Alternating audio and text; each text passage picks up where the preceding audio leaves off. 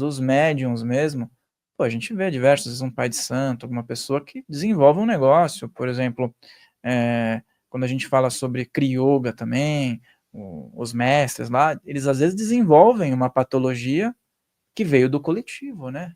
Sim. Nesses casos, tem muitas possibilidades, né?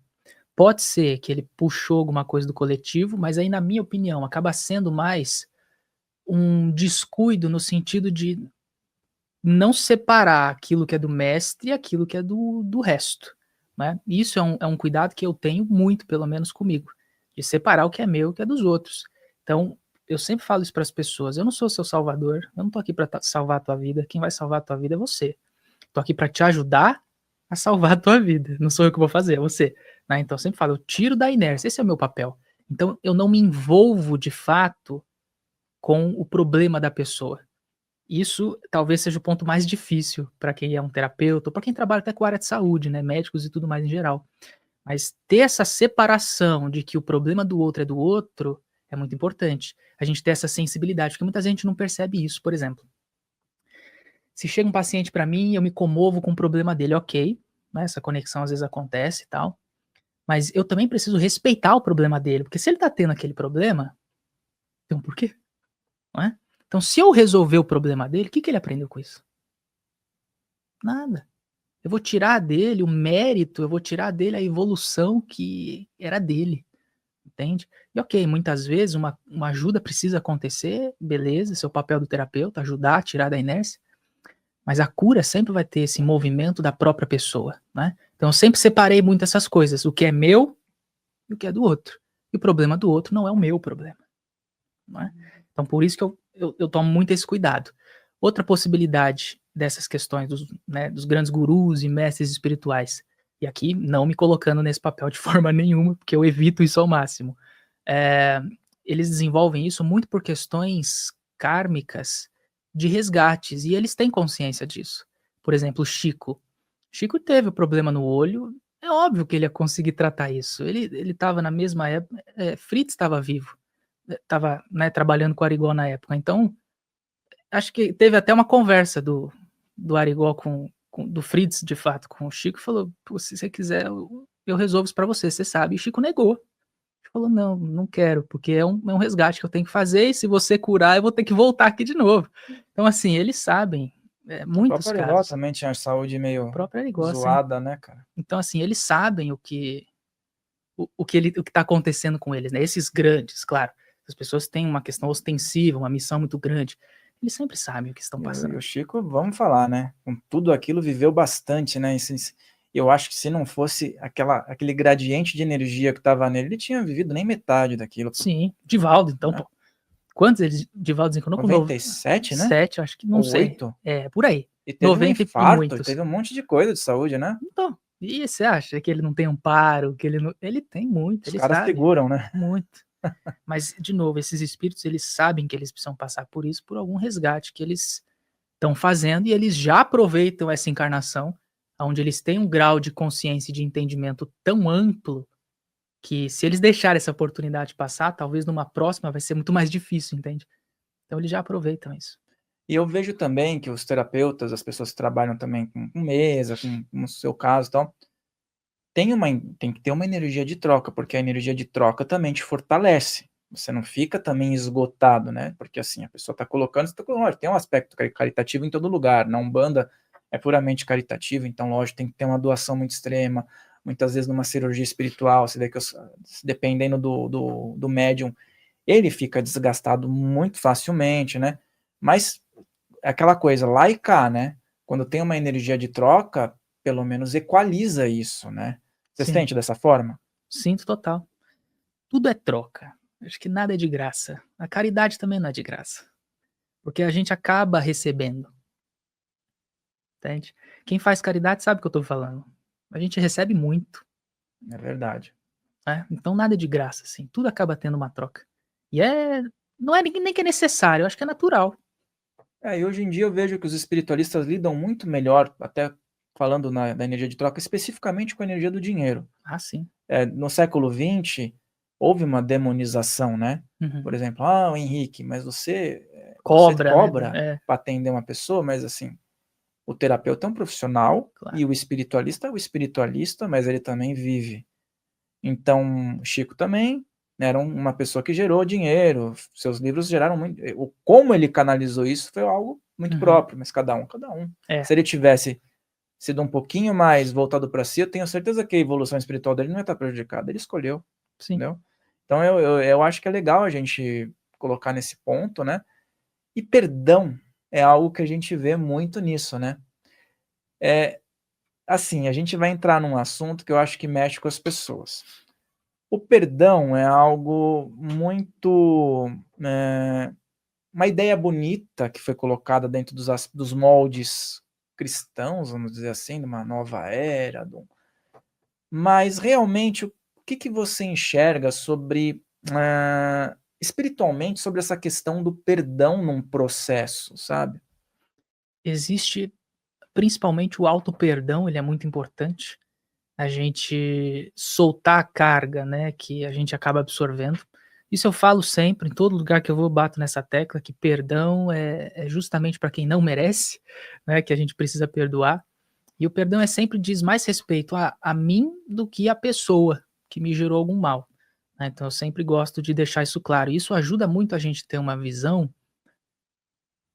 mais tranquila para liberar o perdão, porque muitas vezes as pessoas não perdoam porque ficam com aquele pensamento, né, mas jamais vou perdoar essa pessoa, ela me fez tão mal, olha a minha vida tudo acabada, a vida dela lá tudo funcionando, eu jamais vou perdoar essa pessoa, o que ela fez comigo, ela não merece, não sei o quê, mas elas estão olhando para o lugar errado, né, elas precisam olhar para elas. Então eu sempre falo, o perdão é quando a gente consegue liberar o perdão, né, quando a gente faz esse movimento de parar de olhar para o outro e olhar para mim. Eu mereço não sofrer. Eu mereço não carregar mais mágoa, eu mereço não carregar mais dor. A outra pessoa, ela vai lidar com a vida dela, não sou eu o julgador, não sou eu que vou julgar o que ela fez, né. Então, e nem a espiritualidade julga, não existe Deus julgador, né, se a gente tá falando de amor, ninguém julga. Quem julga é a própria pessoa, é ação e reação, simples assim. Então a gente não precisa se preocupar com a justiça ou com o que vai acontecer, a própria vida vai se encarregar de colocar no caminho da pessoa o que ela plantou. Né, então eu não preciso me preocupar com essas coisas, eu preciso olhar pra mim. Então é tirar o foco do outro, que não merece, e olhar pra mim, que mereço. Eu mereço ser feliz, eu mereço seguir em frente, eu mereço, me fortalecer com isso e ser feliz. E é por isso que eu perdoo. E o perdão e a raiva, né? Eu vejo que, assim, as pessoas que perdoam ou não perdoam têm esse sentimento. Então, e aí eu vejo assim, como é possível uma pessoa querer evoluir, ou até evoluir, né? Assim, para inglês ver também, com esse sentimento? O que a raiva proporciona nesse momento? É. Eu conto sempre uma historinha assim, ó, eu gosto de ilustrar as coisas pra ficar claro, né, para as pessoas entenderem. Então vamos lá, tem 2 pessoinhas, tem Joãozinho e Pedrinho. Eu contei essa história outro dia no meu Instagram. Tem Joãozinho e Pedrinho, certo? Joãozinho e Pedrinho. Joãozinho fez coisa ruim pro Pedrinho. Pedrinho ficou triste, né, tá triste, se afastou. Joãozinho tá nem aí, seguiu a vida dele. Tá tudo funcionando, tá trabalhando, tá prosperando, tá namorando, tá fazendo tudo. Mas Pedrinho tá aqui, ó, né. E aí que eu falo, o que aconteceu entre os 2? Joãozinho deu uma pedra de carvão pro Pedrinho. Pedrinho não gostou, queimou a mão, né. Só que o Pedrinho ficou segurando a pedra, certo? Joãozinho foi embora. Ele deu a pedra, não tá nem aí, foi embora, a vida seguiu. Pedrinho tá segurando a pedra e tá reclamando que a pedra tá machucando a mão dele. Passa 2 semanas, Pedrinho tá reclamando, mas ele continua segurando a pedra e tá machucando. Passa 2 anos, Pedrinho tá segurando a pedra e tá machucando. E aí a pergunta que eu faço para as pessoas é: "O que você fala para o Pedrinho?" "Solta a pedra, Solta como, né? Deixa. acabou. Se você soltar, acabou, não tem dor." Entende? Então, assim, eu gosto de contar essas historinhas que elas parecem bobas, né, mas elas ilustram, assim, com muita clareza, muita facilidade, uma coisa que as pessoas elas têm dificuldade de enxergar. E eu entendo, porque ninguém gosta de sofrer, ninguém gosta de, né, se sentir magoado e passado para trás e tudo mais. Mas a gente precisa ter essa clareza de que é você que está segurando a pedrinha queimando na tua mão. Enquanto você não abrir a mão e soltar, vai continuar queimando. Então é uma coisa que depende de você. As pessoas esperam, às vezes, que o outro faça alguma coisa, né? Ah, quando ele vier me pedir desculpa, quando ele mudar, né? Quando alguma coisa diferente acontecer, aí eu perdoo, né? E nunca vai acontecer. Eu falei, Joãozinho seguiu a vida dele. Pedrinha que ficou segurando o negócio. E em relação à saúde das pessoas, né? Doenças, processos, né? Quais são mais comuns de sumirem? Sabe, aquela pessoa que fala: "Nossa, não tenho mais isso", após essa reconciliação interna. É muito difícil dizer isso, sabe por quê? Porque questões, a mesma questão emocional pode gerar muitas questões diferentes de saúde.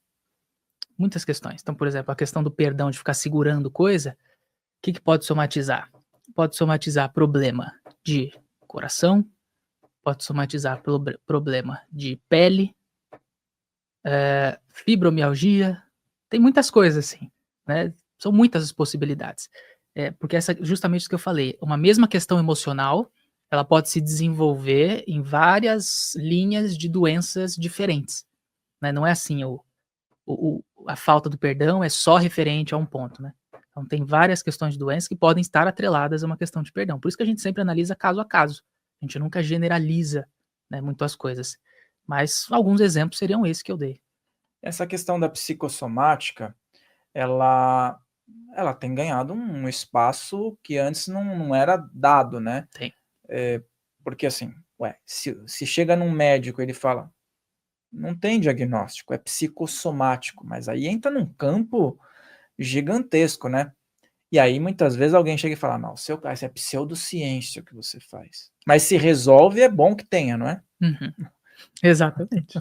Porque se aquilo que é comprovado não resolve, o pseudo está resolvendo, então é algo porque eu vi um caso, cara, que era inexplicável. A pessoa tinha uma resistência a um antibiótico, e a pele e o a uma bactéria começou a comer essa pessoa por dentro.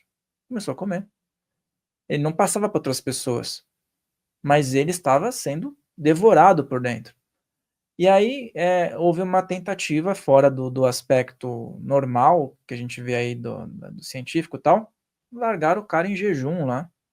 Ele ficou em jejum, acho que não sei que tipo de jejum ele fez, mas assim, algo bem intenso, mais voltado para uma terapia espiritualista. A bactéria foi embora. Ele conseguiu ressignificar o que estava desacreditado, então, poxa, aí cai no inexplicável de novo, né. Sim. Isso é um ponto muito delicado, infelizmente. Mas como você falou, tá ganhando espaço, tá ganhando muito espaço, né. Teve gente que já veio antes de mim, que abriu muitas portas, né, mas assim, eu continuo esse trabalho, eu fico muito feliz de poder ter isso dentro da minha linha de trabalho, assim, sabe. Porque eu vejo que esse é um conhecimento, Fael, que dá muita liberdade para as pessoas. As pessoas, elas podem se curar quando elas entendem o que a doença delas está pedindo delas, né. Hoje, claro, vai ser mais comum a gente pedir ajuda de um terapeuta, de um médium, de alguém que sabe, que tem esse tipo de conhecimento, mas a intenção é que esse conhecimento seja dado nas escolas, né. Se a gente for falar em termos de ciência, a neurociência hoje, ela já prova muitas coisas do que a psicossomática fala, né. A influência do estresse na química do nosso corpo é provado. O estresse literalmente envenena nosso corpo. Se você que está aí quiser procurar no Google, procure que você vai ver. É científico hoje, tá. Então a gente começa a unir as coisas, né, aos poucos, claro, mas a gente começa a unir as coisas, essa visão da psicossomática está ganhando muita força. E a neurociência eu acho que vai ter um papel muito importante nessa união, né, de chegar nesse ponto que liga os 2. Porque querendo ou não, a psicossomática ela não é espiritual, cara, espiritual. Pelo menos a maneira que eu faço não. Eu tenho um método, é um processo para interpretar a doença, não tem nada de espiritual nesse processo. Literalmente, você entendeu a doença, entendeu o que ela faz no corpo e o que significa aquilo. E lembrar, o corpo é espelho da tua consciência. Então, se tem um problema no corpo, ele está espelhando alguma coisa que a consciência está fazendo. Um exemplo muito clássico que eu dou, doenças autoimunes. O que é a doença autoimune? O que ela faz no teu corpo? É o próprio sistema imunológico atacando ele mesmo, né? O próprio corpo. Isso é o que o corpo está trazendo, certo? De novo, o corpo é um espelho. Então é a mesma coisa do outro lado. É você se atacando. É autocobrança, é autocrítica, é autossabotagem, é autoataque. É você sendo seu próprio inimigo. O que tem de espiritual nisso? Percebe? Não tem. É um inimigo interior, na verdade, né? Entende? Então, assim, o processo de interpretação que eu faço, pelo menos, eu não sei as outras pessoas, né? Porque eu realmente, quando eu comecei a fazer esse trabalho de interpretação, eu não conhecia ninguém que fazia. Eu fui conhecer pelo meu avô, que falou ali da Cristina Cairo, que falou de Val Capelli, que falou ali, sabe? Val Capelli, falei com ele esses dias, É, acredita? que legal. Eu quero conhecer ele ainda, tenho muita Ele vontade. vai vir aí. E eu não conhecia o trabalho dessas pessoas. Eu acho muito interessante isso. É Não muito fazia a menor ideia. interessante, é muito interessante. Se ele falou desses casos, e muitas vezes as pessoas julgam, que nem julgaram muito Michael Jackson, né? A questão que ele mudou a cor da pele, mas tinha um processo da vitiligo lá, né? E aí, se você for analisar, ele tinha uma carga emocional muito pesada em cima Bizarro. dele, cara. Sim, bizarro. O vitiligo especificamente, a mancha, ela é muito responsável pela diferenciação, né? Então, quando acontece o vitiligo, claro, o vitiligo ele tem muitos aspectos conectados a vidas passadas, tá? Pode ter muitos, mas em termos emocionais, ele traz essa questão do se diferenciar. Eu preciso me diferenciar. Então, essa questão de saber quem eu sou. E olhando para o Michael Jackson faz muito sentido, né? Ele tinha uma questão com a identidade dele fortíssima, né? Né, não aceita. E assim, eu teve alguns documentários, né? Que ele era um pouco, mesmo sendo o destaque da banda, ele era reprimido, ele era colocado de escanteio Ah, pelo é? pai, né? E até os irmãos mesmo, ele era tipo diferentão ali, ele não tinha aquela mentalidade, tinha uma mentalidade mais pura, vamos dizer assim. E os irmãos já eram mais do jogo, assim, né? Começaram a ter fama e tal. Então ele virou uma eterna criança. Mesmo adulto, você dava pra ver. Ele não queria ser adulto, né? Isso daí eu acho que também é algo que a gente vê muito, né? Existem pessoas que não querem ser adultas. E não querem crescer de fato. Buscar não, mas ter a responsabilidade que é atrelada ao adulto, né?